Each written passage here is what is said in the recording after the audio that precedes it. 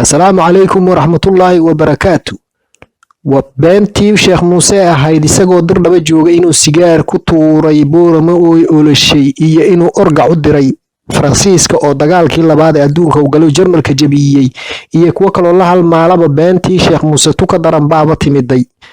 waxa soo biiray Sheekh waxa naloola yimid Sheekh la ilaa Sheekh Xuseen baa soo baxay oo la leeyahay waa Sheekh Muuse walaalkii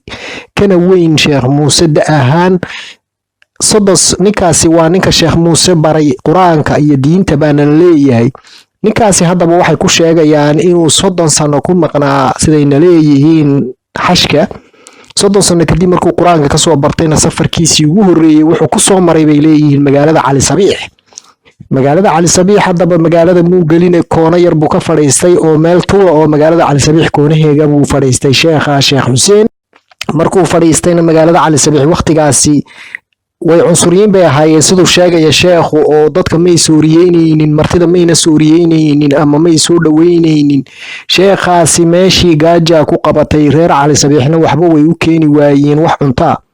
ilaahay haddaba wuxuu ku soo dejiyay qulubtiisa ku abuuray naxariis ama uu uga naxiyay inan yar oo reer Cali Sabiix wasayna leeyihiin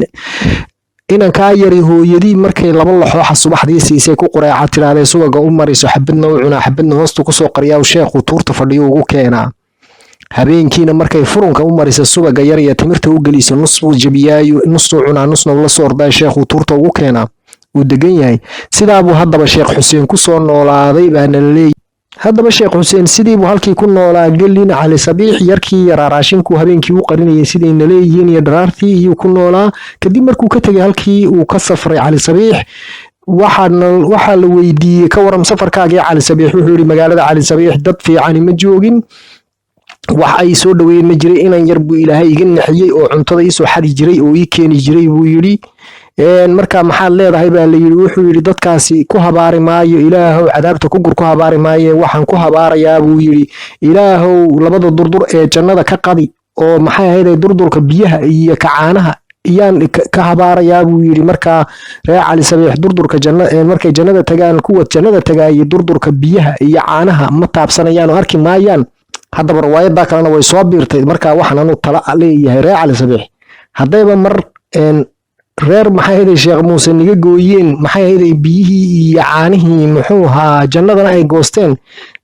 aanu garan maayo waxaad sameeysiin caana jumjum iyo caana qasab iyo biyo saafi iyo lala aas hadeed qofkii geeriyooday reer Cali Sabiix waa in biyaha iyo waxa lala aas sidee jal yar uu sii qaato halka gaajiye macal lagu dirin markuu jannada tagaday anu inta baan kula talinayaa reer Cali Sabiix inta baa soo biirtay filimka kala nagu soo biiray